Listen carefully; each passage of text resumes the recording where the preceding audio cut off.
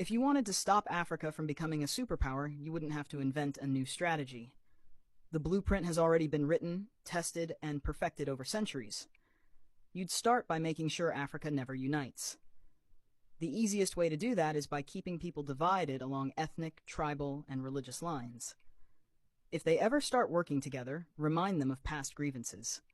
Stoke old wounds, fund separatist movements, keep border disputes unresolved. Make sure every time they take one step forward, they take 2 steps back because they're too busy fighting each other. You'd install leaders who serve foreign interests, not their people. Find the most corrupt, the most easily manipulated, the ones who crave wealth and status more than progress. Offer them power in exchange for loyalty. If a leader rises who actually cares about Africa, get rid of them. Assassinate them if necessary.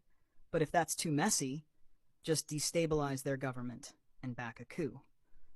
If they talk about nationalizing resources, make an example out of them. If they try to unite Africa, take them out before the idea spreads. You'd keep Africa economically weak by making sure it never industrializes. Let them export raw materials but never process them themselves. Control the mines, the oil fields, the rare earth minerals. Keep them selling cheap and buying expensive. If a country tries to break free and build its own industries, sabotage it. Place sanctions, destabilize its currency, fund local opposition, crash its economy.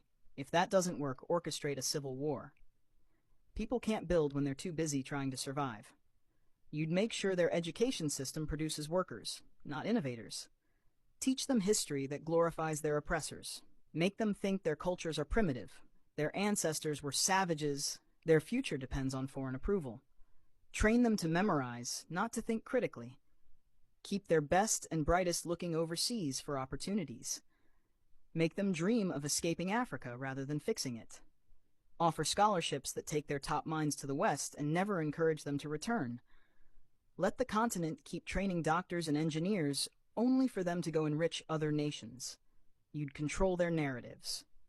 Own their media, control their stories, dictate their image to the world.